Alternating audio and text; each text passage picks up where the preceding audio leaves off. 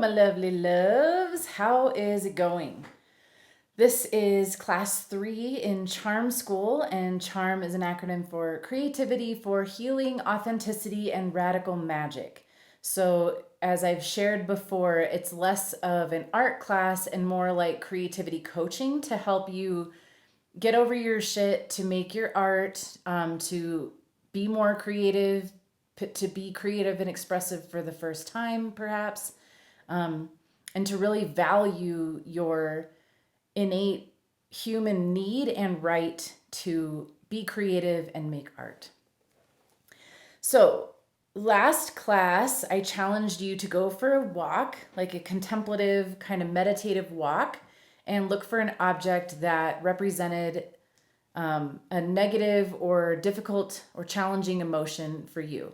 And this thing could be something that you had a sense that could like support you through it. Like I like finding really cool rocks and like carrying them in my pocket as just like a little touchstone, like a grounding situation. If I'm feeling stressed, I might think of a mantra or an affirmation that I attach to that. And then every time I touch it, I remember to say that to myself. That's been a handy tool. Or you might find something that really speaks to that emotion and kind of stands for it for you somehow. I also challenged you to bring that thing back to your place and like dialogue with it or interact with it somehow and write about that and or make art about it or whatever. So I'd be curious to see how that went. I always want to encourage you to post in the comments. You're also welcome to join a Facebook group that I created for this, which is called Charm School. It's free. You can just Google or search for that in Facebook groups and it should get you there, no problem. And that's also, if you don't feel like sharing it for all of YouTube to see, you might choose to join us in that group and share there because that's been really cool. Anyways, I want to share another creative prompt for you. And I've kind of already shared this, but I just want to offer it again, which is conjure up this feeling that you're working with. I challenged my students the first time I taught this class to just choose one and like work with that feeling for the whole remainder of the class.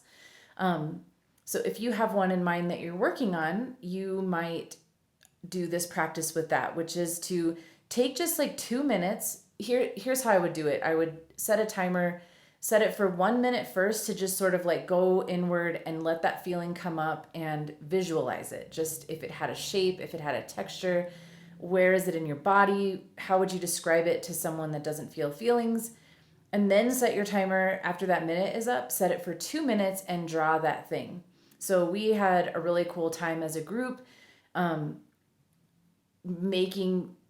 getting that emotion out of us into a sketchbook, onto the page. It doesn't have to be fancy. Like I said, it should only take 2 minutes, but practicing giving it life in like 3D or 2D form out of you helps you detach from it and process it and kind of come to appreciate how our feelings aren't here just to harass us and bother us, but they're created by our thoughts. And once they're in our bodies and we're feeling them, they don't mean us any harm or ill will. And in fact, they can have quite a lot of learning and gifts in them if we're willing to figure out how to manage them and engage with them. So figuring out what they look like and trying to draw them on the page is a really cool exercise to learn how to build capacity for negative or challenging emotions. So I encourage you to try that exercise. Again, it only takes like 2 to 3 minutes, so give it a try. All right. And I want you to, if you haven't taken that walk, I would encourage you to do that. And I would encourage you to go on like creative or artist walks at least once a week, if not daily, where you just get a chance to like be present, be in your body, moving around, being outside, and just letting your inner artist kind of breathe, get some new perspective, and just do that. It's a great way to think and like mull things over and get new ideas. So check that out. The other exercise I have for you today is a line exercise where I thought of a lot of excuses or fears people have when it comes to being creative or making their art. And I asked them to put that fear into a line pattern. So get yourself like a sketchbook and challenge yourself to create a line that is the feeling that you feel when you think of this excuse.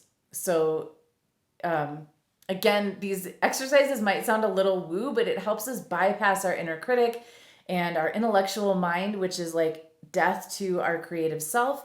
And so we do these exercises to sort of mix it up and get us thinking in different ways that are like beyond the language and the linear logical world and into that creative mind. So it might sound weird to think like, draw this thought, draw this feeling with just using a certain kind of line, but it's a really fantastic exercise and I urge you to try it.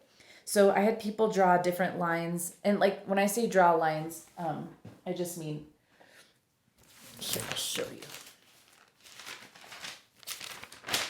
So like one of the first prompt was, I don't have any time to create. I don't have time for my art. And if you let yourself think about how you feel when you think I don't have time, it might feel like this really fast, short kind of scribbly situation like that. That sort of feels anxious. And then what if you think the thought, I don't make my art because I'm afraid of what others will think of it? That could feel like loopy maybe. Like, I hope they like me. I don't know.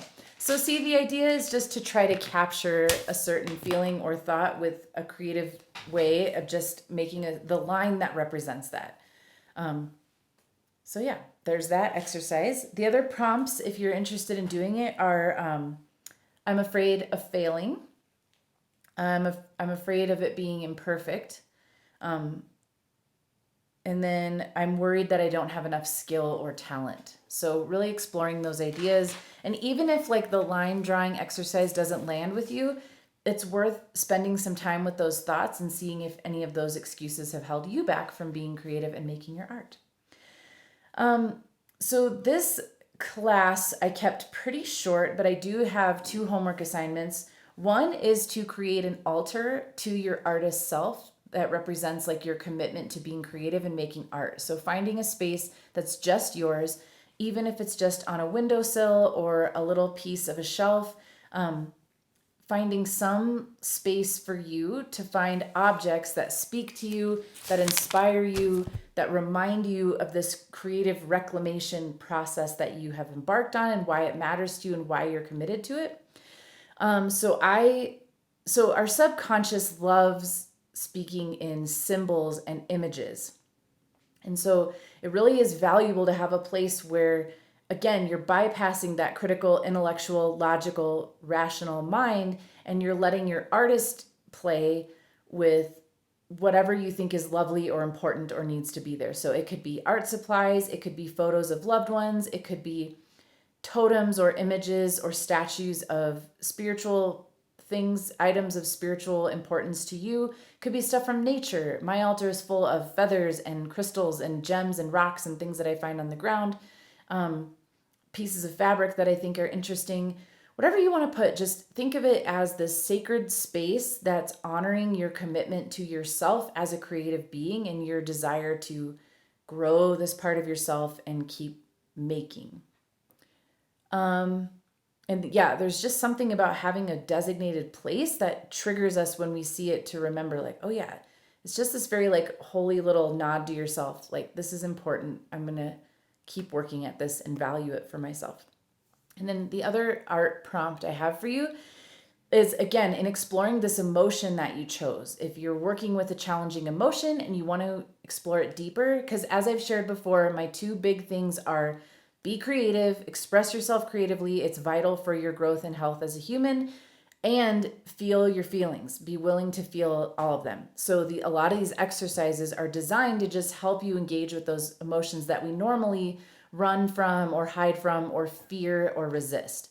So I want you to think of this emotion, whatever you chose, like say we're thinking about anxiety, and what color is it for you? Whether it's if you're feeling the anxiety, and do you feel like you're a color? Does it feel like it has a color when it's in your body?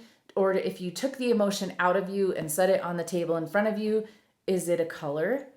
So I want you to just think of like whatever color pops into mind when you think of your emotion that you're working with, and then challenge yourself to do a collage or a piece of art that only uses that color, different tones of that color. So monochrome.